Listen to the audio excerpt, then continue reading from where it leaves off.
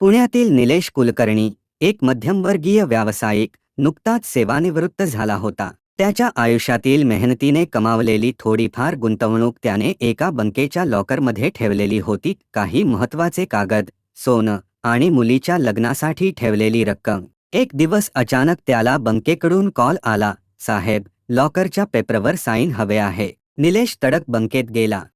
पण लॉकर उघडायला गेले आणि तो गोंधळून गेला. पासवर्ड लक्षातच येत नव्हता. ते एक विशेष नंबर्सचं कॉम्बिनेशन होतं. तो नेहमी डायरीत नोंदवायचा नाही, लक्षात ठेवायचा. पण यावेळी त्याचे डोळे विस्फारले. लक्षातच येईना. त्याने कितीही विचार केला, झोप उडाली, मन घाबरलं. जर हा पासवर्ड लक्षात आला नाही तर हे सगळं हरवणार. घरी परतल्यावर त्याची पत्नी शांतपणे म्हणाली, "थोडा वेळ स्वामी समर्थांचा ग्रंथ वाच, तुझं मन स्थिर होईल." निलेशने जुनी स्वामी चरित्र काढली. तो रोज वाचायचा, पण आज बऱ्याच महिन्यांनी हातात घेतली. तो म्हणाला, "चला, निदान मन शांत होईल." त्याने एखादं पान उघडलं. त्यात एक ओवी वाचली, "जीवाच्या शांतीसाठी." त्या ओवीने त्याचं मन थांबवलं.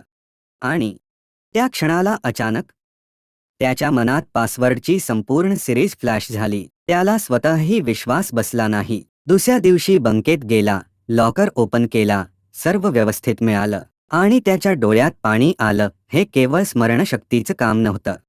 ही स्वामींची कृपा होती.